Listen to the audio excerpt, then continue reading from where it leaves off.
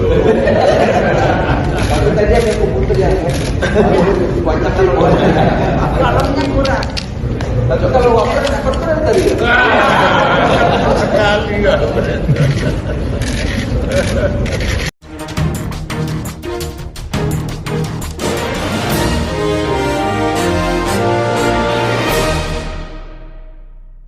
Selamat malam running netizen dimanapun kita berada. Salam inspirasi bagi kita semua ya. Nampaknya si Bahlil ya ngeledekin atau sindir P3 gagal ke Senayan. Ada apa begitu kan ya? Jokowi dan para menteri spontan tertawa mereka begitu. Jadi kenapa P3 bisa gagal? Nah, itu yang menjadi catatan penting. Dan ini sejarah baru kepada P3 begitu kan ya. Yang salah pasti salah langkah. Saya sudah berkali-kali mengingatkan kepada P3 jangan salah langkah begitu kan. Karena ya mungkin dulu ya karena ingin mendeklarasikan diri karena Pak Jokowi dianggap mendukung Ganjar, tapi tahu-tahunya berbalik arah. Nah, di situ mulai ketahuan begitu kan bahwa P3 tidak akan lolos. Tapi momen seperti ini Bahlil ya sering ya dalam nuansa-nuansa politik hari ini begitu ya. Ketika seolah-olah mereka menyindir Pak Sandi begitu kan ya di P3, maka ini menjadi sontak begitu kan di media sosial. Ramai di situ begitu. Artinya apa? Artinya selama ini lihat saja ya seorang Bahlil di depan seorang presiden ya mereka tertawa begitu kan. Gembira ya kayaknya mengejek si Sandi ya. Kini P3 yang tidak lolos ya tahun ini satu kata buat mereka.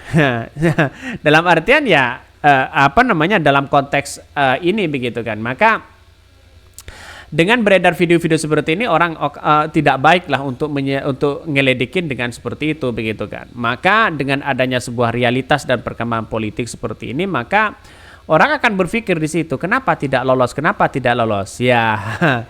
Jalan satu-satunya mereka kalau tidak lolos apakah mereka akan mau gabung kepada Pak Prabowo tinggal dapat jatah menteri? Ya, tidak punya kekuasaan mereka begitu kan. Karena apa? Karena kekuasaan itu sebenarnya di parlemen bukan dari seorang menteri. Enak aja nanti begitu kan.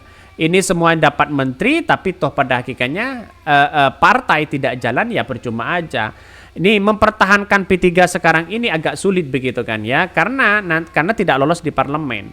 Ya nantinya ya tahun 2029 tidak lolos begitu kan ya. Saya yakin karena pasti banyak kader-kader mereka yang sudah dipersiapkan di DPR RI tapi tidak lolos pasti ya cari yang lain dong di situ begitu kan. Kalau tidak lolos gimana? Jadi itulah politik kita ada pro dan ada kontra begitu kan. Tetapi mari kita baca ya komentar-komentar dari netizen, dari pendukung-pendukung dari Pak Ganjar ini. Mereka tertawa-tawa kegirangan. Momen Bahlil sindir P3 gagal ke Senayan. Jokowi dan para menteri spontan tertawa katanya ya.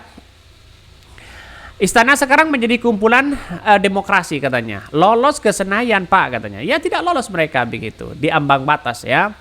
Bahlil secara tidak langsung menertawakan pendiri partai P3 yaitu ulama yang dahulu diinisiasi oleh pemikiran dan pengorbanan ulama se-Indonesia. Sampai berdiri Partai Persatuan Pembangunan sebagai partai warisan ulama ya Al-Fatihah Syekhona Maimun Zubair. Jadi saya kira itulah mengapa marwah dari seorang P3 itu karena tidak lolos di parlemen karena mencela-mencela sebenarnya begitu, tidak konsisten mereka.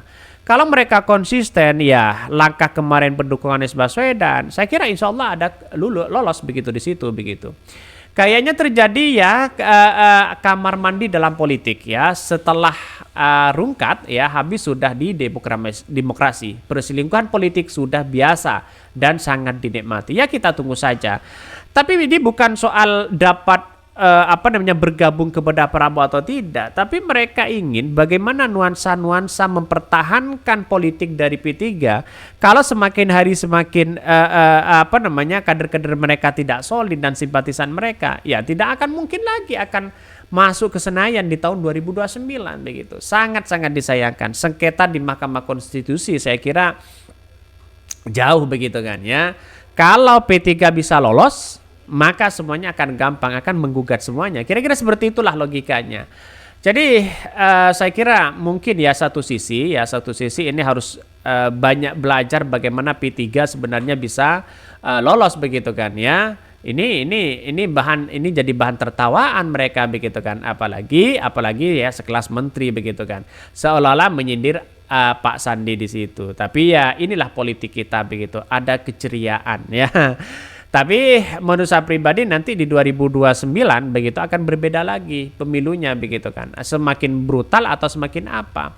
Maka jalan satu-satunya bagi kami adalah P3 harus mempertahankan posisi ya, kultur dan budaya di situ begitu. Saya kira nanti banyak yang keluar dari P3 karena ya buat apa tidak lolos di parlemen begitu kan. Ya lama-lama tidak lolos di parlemen buat apa? Ya pastinya larinya ke Gerindra karena satu-satunya Gerindra yang kemudian mereka punya kekuatan ya secara politik dia nanti karena bertambah suaranya di situ begitu.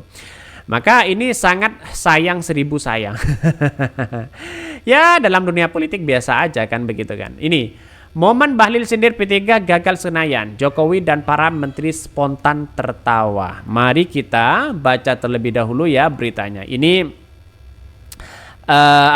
beritanya sangat-sangat menarik begitu ya kalau kita kalau kita amati secara seksama. Tapi dampaknya adalah ketika kita melihat ini semua, maka ya kasihan sih sebenarnya kepada P3 begitu kan ya.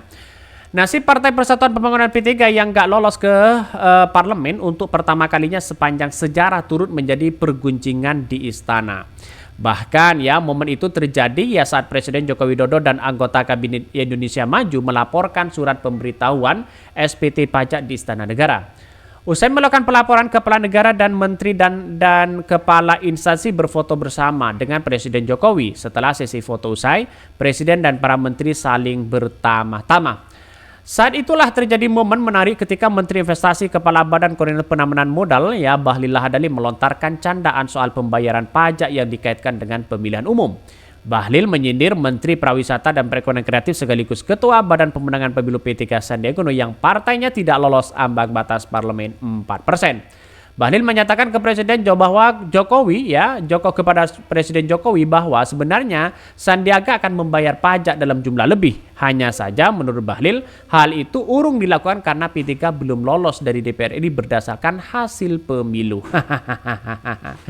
Pak Sandi tadi mau bayar pajak lebih Pak ya, tapi P3 belum lolos katanya begitu kan. Ini sontak di situ tertawa begitu kan. Jadi artinya apa? Artinya ada nuansa yang kemudian hari ini kita pertontonkan kepada publik begitu kan. Ya sebenarnya kan ini kan mengejek P3 sebenarnya begitu. P3 sejak dulu walaupun pecah ada kubu ini ada kubu satu, mereka bersatu begitu kan ya. Tapi sekarang kenapa ya menjadi bahan tertawaan sana sini? Sangat tragis begitu bagi P3. Ya salah satunya cawi-cawi mereka begitu terlalu mengambil kesimpulan di situ begitu kan. Kalau mereka tetap dengan Airlangga, PAN begitu kan, terus kemudian P3, mereka akan tetap posisi aman begitu. Tapi ya itulah langkah politik yang sebenarnya. Mungkin itu yang kami sampaikan ya, tonton terus channel Hodari Podcast Rakyat ini karena ada berita-berita menarik dan viral setiap harinya. Salam para netizen, salam inspirasi bagi kita semua. Jangan lupa di subscribe channel YouTube Hodari Podcast Rakyat ini.